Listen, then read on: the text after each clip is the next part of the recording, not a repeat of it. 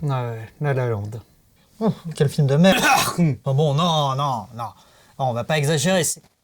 C'est pas de la merde. D'accord, c'est bien. C'est bien, mais arrêtez de dire que c'est génial, quoi. Franchement, c'est correct au plus. Enfin, déjà, moi, un truc, c'est un problème cosmétique, mais ça m'a dérangé vraiment dès le départ. C'est la scène d'intro sur l'échangeur de Los Angeles qui est entièrement tournée à contre-jour. Tout le monde chante, tout le monde a l'air heureux, sauf que moi, j'ai aucune idée de s'ils sont vraiment heureux parce que je vois pas leur visage dans l'ombre, comme ça. Je vois pas. Et l'autre gros con de personnage de Ryan Gosling qui arrive pas à fermer sa gueule pendant 2 minutes le temps que le groupe finisse son morceau de jazz qui a l'air bien d'ailleurs, hein, mais seulement j'en ai aucune idée parce que je l'entends pas.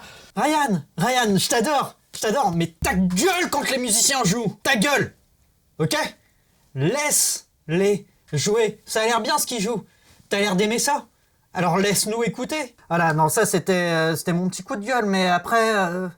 Voilà, est-ce que c'est vraiment un film si bien que ça? Okay, et puis moi, il y a quand même autre chose qui me dérange sur le rapport entre les personnages, donc celui de Mia et de Sébastien, c'est qu'en fait, à aucun moment, on voit se construire une vraie intimité entre eux.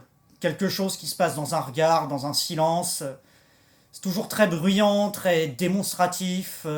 Comédie musicale. Mais il y a rien dedans qui égale l'intensité qu'il y a entre Miles Teller et J.K. Simmons dans Whiplash. C'est d'un autre niveau. Alors d'accord, La La Land, c'est pas du tout le même ton de film, c'est beaucoup plus léger, mais ça veut pas dire que c'est pas possible de s'y donner autant. Là, c'est un film dans lequel...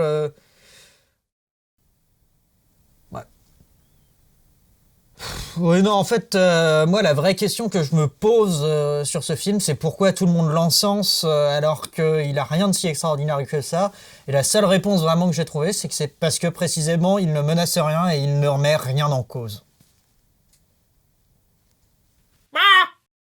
Let the troll out. Who let the troll out?